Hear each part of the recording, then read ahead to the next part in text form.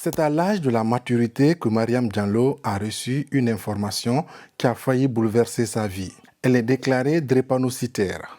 Depuis, elle est partagée entre son lit de malade et l'hôpital. La vingtaine, Mariam est étudiante en licence de journalisme. Aujourd'hui, elle apprend à vivre avec cette maladie qui ne lui laisse pourtant aucune chance. La drépanocytose ne me définit pas. Donc, quand j'ai des activités, je sors, je fais mes activités, je n'écoute personne. Les difficultés, au fait, c'est au niveau de la société. Parce que souvent, la société, ils ont du mal à nous accepter tels que nous sommes. Aux personnes qui vivent avec cette pathologie, c'est d'être positives. Cette pathologie affecte l'hémoglobine des globules rouges, provoque chez des personnes atteintes de l'anémie des crises douloureuses et un risque d'infection. Selon les statistiques, 2 Guinéens sur 10 sont porteurs de la maladie. On n'a pas beaucoup de moyens comme les pays développés. Donc, qu'est-ce qu'il faut faire? Nous, on cible sur la prévention primaire. À la naissance, les enfants ne sont pas malades. Ils sont comme les autres enfants lambda.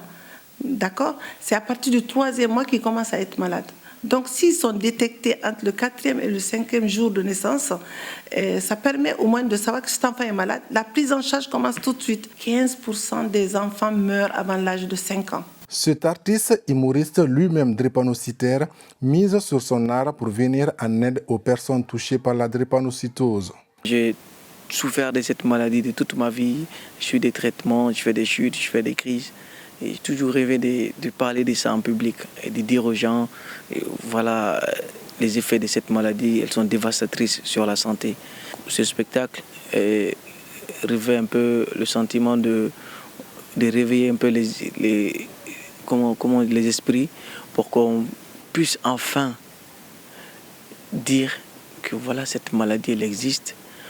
Qu'est-ce qu'on doit faire pour que l'État ou les responsables ou les ONG, les institutions internationales puissent prendre des mesures pour accompagner les malades. La drépanocytose est pourtant reconnue par l'État guinéen comme une maladie prioritaire dans le cadre du programme national de lutte contre les maladies non transmissibles.